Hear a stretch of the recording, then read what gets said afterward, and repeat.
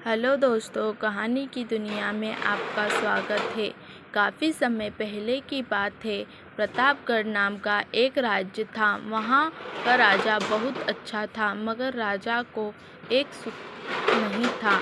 वह यह कि उसके कोई भी संतान नहीं थी और वह चाहता था कि अब वह राज्य के अंदर किसी योग्य बच्चे को गोद ले, ताकि वह उसका उत्तराधिकारी बन सके और आगे की बागडोर को सुचारू रूप से चला सके। और इसी को देखते हुए राजा ने राज्य में घोषणा करवा दी कि सभी बच्चे राजमहल में एकत्रित हो जाएं। ऐसा ही हुआ। राजा ने सभी बच्चों को पौधे लगाने के लिए भिन्न भिन्न प्रकार के बीज दिए और कहा कि अब हम 6 महीने बाद मिलेंगे और देखेंगे कि किसका पौधा सबसे अच्छा होगा। महीनों बीत जाने के बाद भी एक बच्चा ऐसा था जिसके गमले में वह बीज अभी तक नहीं फूटा था, लेकिन वह रोज़ उसकी देखभाल करता था और रोज़ पौधे को पानी देता। देखते ही देखते 3 महीने बीत गए थे।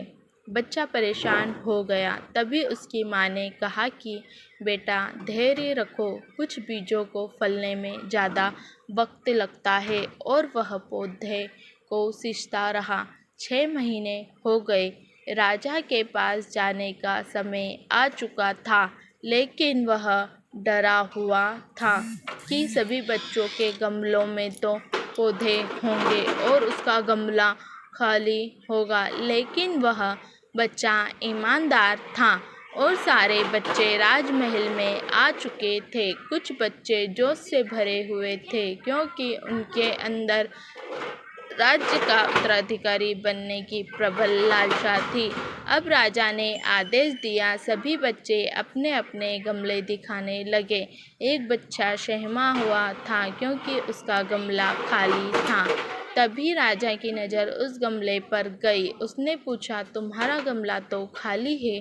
कहा, लेकिन मैंने इस गमले की 6 महीने तक देखभाल की। राजा उसकी ईमानदारी से खुश था कि उसका गमला खाली है, फिर भी वह हिम्मत करके यहाँ आ तो गया। सभी बच्चों के गमले देखने के बाद राजा ने उस बच्चे को सभी के सामने बुलाया। बच्चा सहम गया और राजा ने वह गमला सभी को दिखाया। सभी बच्चे जोर जोर से हंसने लगे। राजा ने कहा, शांत हो जाइए, इतने खुश मत होइए। आप सभी के पास जो पौधे हैं वह सब बंजर हैं। आप चाहें कितनी भी मेहनत कर लें, उनसे कुछ नहीं निकलेगा। लेकिन असली बीज यही था। राजा उनकी ईमानदारी से बेहद खुश हुआ और उस बच्चे को राज्य का उत्तराधिकारी बना दिया गया। लेकिन हमें इस कहानी से क्या सीखने को मिला? मेरे हिसाब से अपने अंदर ईमानदारी का होना बहुत ज़रूरी है। अगर हम खुद के साथ ईमानदार हैं तो जीवन के किसी न किसी पड़ाव में सफल हो ही जाएंगे, क्योंकि हमारी औकात हमें ही पता होती है। हम खुद को पागल बनाकर खुद का ही नुकसान करते हैं। अगर कहानी पसंद आई हो तो लाइक, कमेंट और सब्सक्राइब ज़रूर करें और हमें कमेंट में यह बताएं कि आप किस तरह की कहानी सुनना पसंद करते हैं।